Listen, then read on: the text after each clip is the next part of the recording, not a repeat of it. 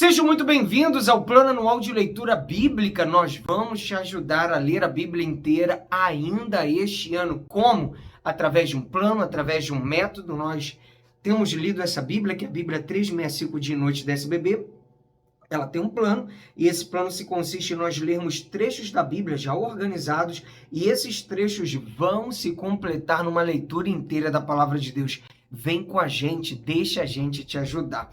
Você está chegando novo? Seja muito bem-vindo. Segue daqui para frente. As leituras que já passaram, você vai atualizando aos poucos. Temos uma playlist aqui no nosso canal, Leitura Anual Bíblica, e você vai atualizando as que já passaram por ali, tá bom? Se você não é inscrito no canal, dá essa força, se inscreva no canal, dá o like também, compartilhe para os seus contatos e grupos. Vamos à leitura de hoje! Dia 144, nós vamos ler a partir de 1 Samuel, capítulo 9, também Salmo 85 e Mateus, capítulo 21, a partir do versículo 28. 1 Samuel 9, Saul se encontra com Samuel. Havia um homem de Benjamim, cujo nome era Quis, filho de Abiel, filho de Zeror, filho de Becorate, filho de Afias, benjamita, dono de muitos bens. Ele tinha um filho chamado Saul, moço e tão belo, que entre os filhos de Israel não havia outro mais belo do que ele. Dos ombros para cima, ele sobressaía a todo o povo.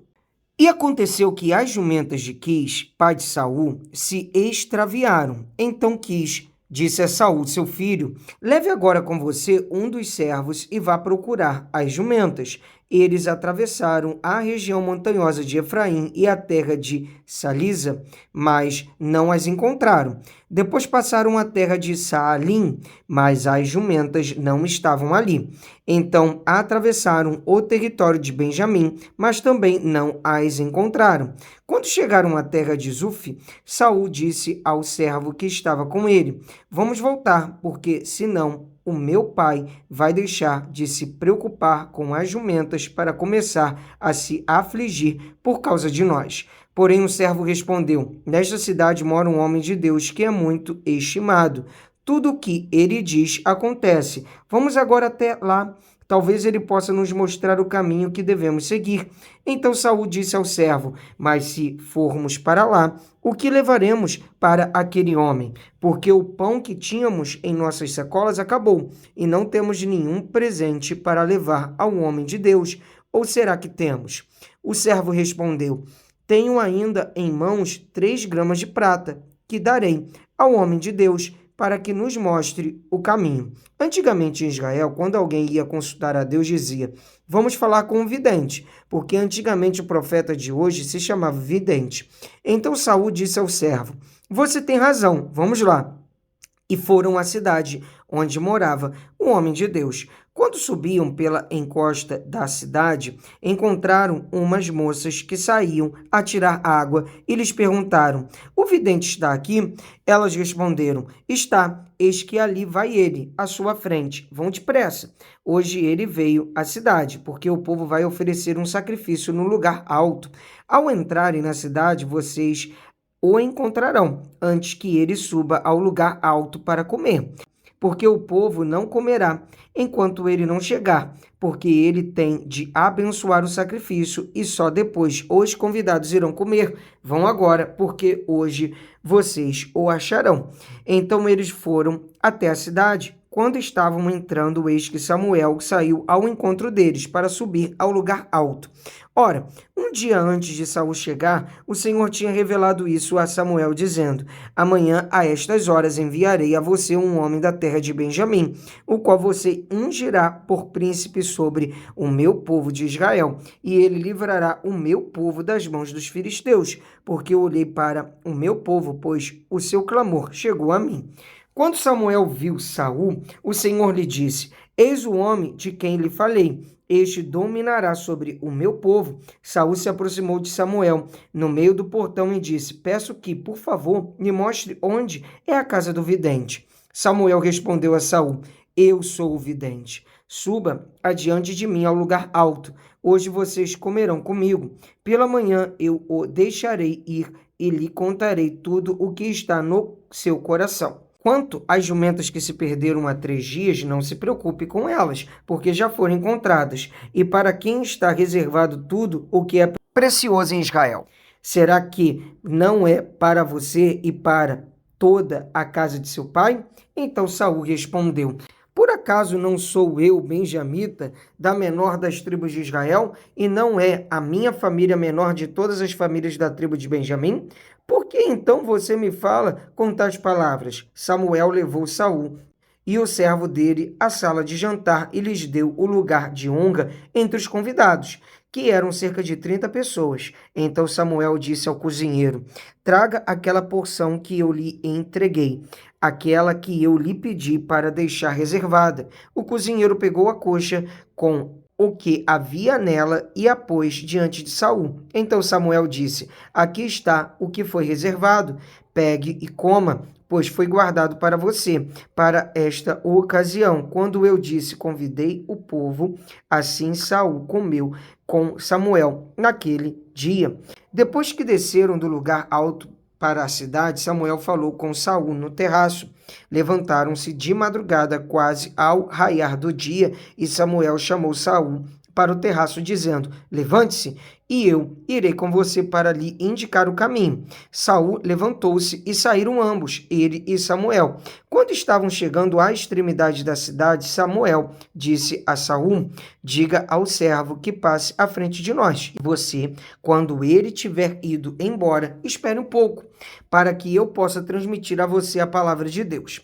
Samuel unge Saul como rei de Israel. Samuel pegou um vaso de azeite e o derramou sobre a cabeça de Saul. Então ele o beijou e disse: o Senhor está ungindo você como príncipe sobre a sua herança, o povo de Israel. Hoje, quando você se afastar de mim, encontrará 2 homens junto ao túmulo de Raquel, no território de Benjamim, em Zelza. Eles lhe dirão: já foram achadas as jumentas que você foi procurar. E eis que agora o seu pai já não pensa no caso delas e está aflito por causa de vocês, dizendo: que posso fazer por meu filho? Ao seguir adiante, você chegará ao carvalho de Tabor. Ali virão ao seu encontro 3 homens que vão subindo a Deus em Betel. Um estará levando 3 cabritos, outro 3 pães, e o outro um odre de vinho. Eles irão saudar você e lhe darão 2 pães, que você deve aceitar.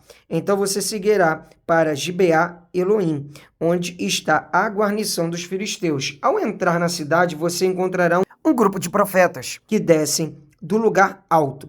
Eles estarão tocando liras, tambores, flautas e harpas e estarão profetizando. O Espírito do Senhor se apossará de você e você profetizará com eles e será mudado em outro homem.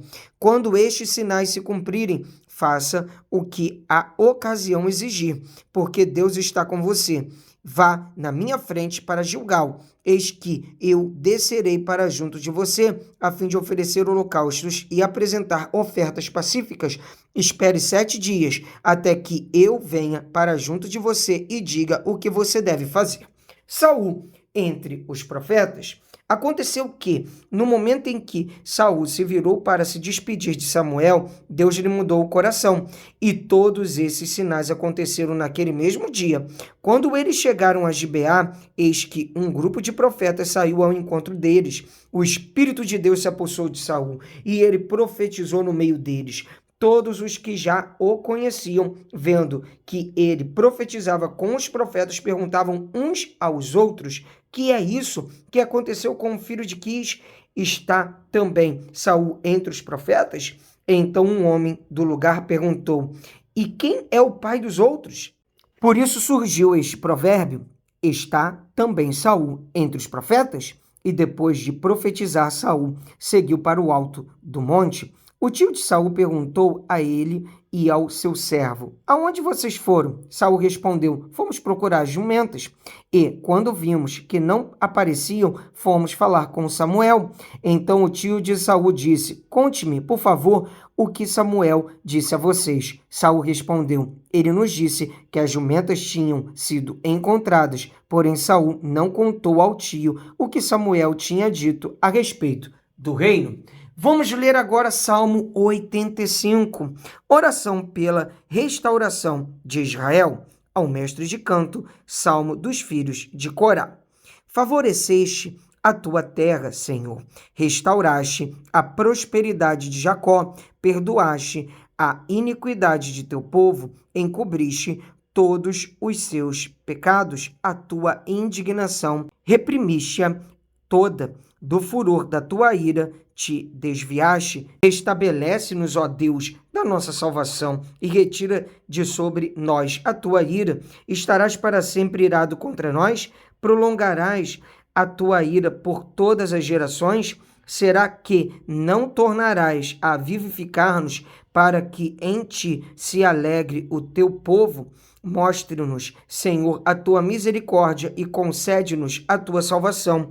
Escutarei o que Deus, o Senhor, disser, pois falará de paz ao seu povo e aos seus santos, e que jamais caiam em insensatez.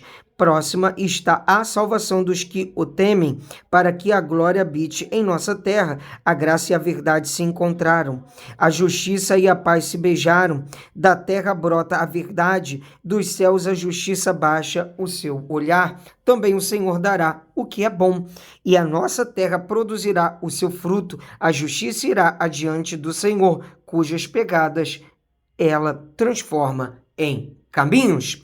Vamos ler agora Mateus capítulo 21, a partir do verso 28, a parábola dos 2 filhos. O que vocês acham? Um homem tinha 2 filhos. Chegando-se ao primeiro, disse: Filho, vá hoje trabalhar na vinha. Ele respondeu: Não quero ir. Mas depois, arrependido, foi. Dirigindo-se ao outro filho, o pai disse a mesma coisa. Ele respondeu: Sim, senhor, mas não foi. Qual dos 2 fez a vontade do Pai? Eles responderam: o primeiro. Então Jesus disse: em verdade lhes digo que os publicanos e as prostitutas estão entrando no reino de Deus primeiro que vocês, porque João veio até vocês no caminho da justiça e vocês não acreditaram nele. No entanto, os publicanos e as prostitutas acreditaram. Vocês, porém, mesmo vendo isso, não se arrependeram depois para acreditar nele. A parábola dos lavradores maus. Escutem outra parábola. Havia um homem dono de terras que plantou uma vinha, pôs uma cerca em volta dela, construiu nela um lagar, edificou uma torre e arrendou a vinha a uns lavradores. Depois ausentou-se do país. Quando chegou a tempo da colheita, o dono da vinha mandou os seus servos aos lavradores para receber os frutos que cabiam a ele. Mas os lavradores, agarrando os servos, espancaram um, mataram outro e apedrejaram ainda outro. O dono enviou ainda outros servos em maior número, e os lavradores fizeram a mesma coisa com eles. Por último, o dono da vinha enviou-lhes o seu próprio filho, pensando: o meu filho eles respeitarão. Mas os lavradores, vendo o filho, disseram uns aos outros: este é o herdeiro. Venham, vamos matá-lo e ficar com a herança dele para nós. E agarrando, lançaram-no fora da vinha e o mataram. Quando, pois, vier o dono da vinha, que fará aqueles lavradores? Eles responderam: fará perecer horrivelmente aqueles malvados e arrendará a vinha a outros lavradores, que lhe entregarão os frutos no tempo certo. Então Jesus perguntou: vocês nunca leram as Escrituras? A pedra que os construtores rejeitaram, essa veio a ser a pedra angular. Isso procede do Senhor e é maravilhoso aos nossos olhos. Portanto, eu lhes digo que o reino de Deus será tirado de vocês e entregue a um povo que lhe produza os respectivos frutos. Todo o que cair sobre esta pedra ficará em pedaços, e aquele sobre quem ela cair ficará reduzido a pó. Os principais sacerdotes e os fariseus, ouvindo estas parábolas, entendendo que Jesus falava a respeito deles, e embora quisessem prendê-lo, tinham medo das multidões, porque estas o consideravam como profeta. Que maravilha, né? Mais um dia de leitura bíblica concluído. É isso aí, não para não. Continua. Vamos seguindo de passo em passo, de fé em fé. Te espero aqui amanhã. Um abraço. Pra cima!